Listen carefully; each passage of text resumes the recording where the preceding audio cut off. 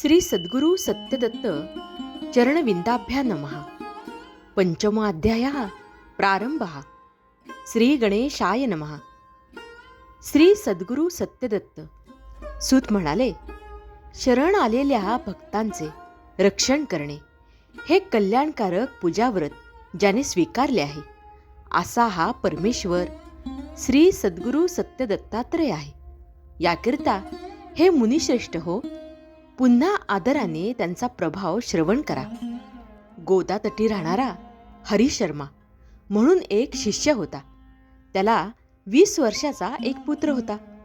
त्याला जन्मापासूनच गुल्म, 8 वर्षाचा क्षय, 3 वर्षाचा जलोदर, 1 वर्षाचा जीर्णज्वर व 6 महिन्यांचा कासयुक्त अतिसार हे विकार होते।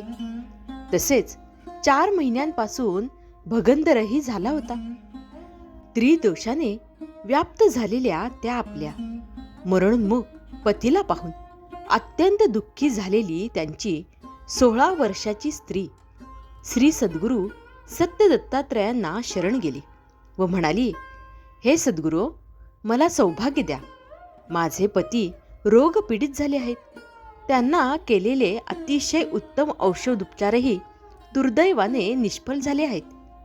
त्या साध्वी स्त्रीने अशी प्रार्थना केली असता श्री सद्गुरु तिच्या घरी गेले।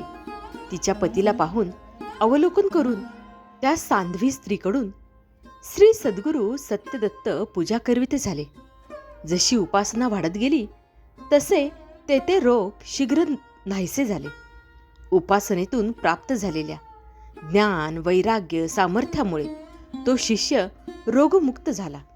तसेच इहलोकी संपत्ती, संतती, आयुष्य व कीर्ती, तसेच श्रीसेवा, दास्यभक्ती यांचा लाभ घेऊन उत्तम गतीस प्राप्त झाला।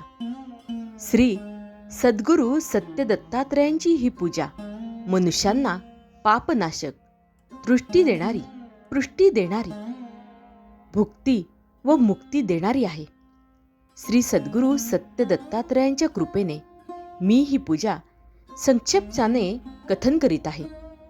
वेदधर्म म्हणाले, हे दीपका, सुतांच्या मुखातून हे श्रवण करून नैमिषारण्यातील महर्षी एकाग्रचित्त होऊन श्रद्धा भक्तिपूर्वक श्री सद्गुरु सत्यदत्त पूजा करीते झाले।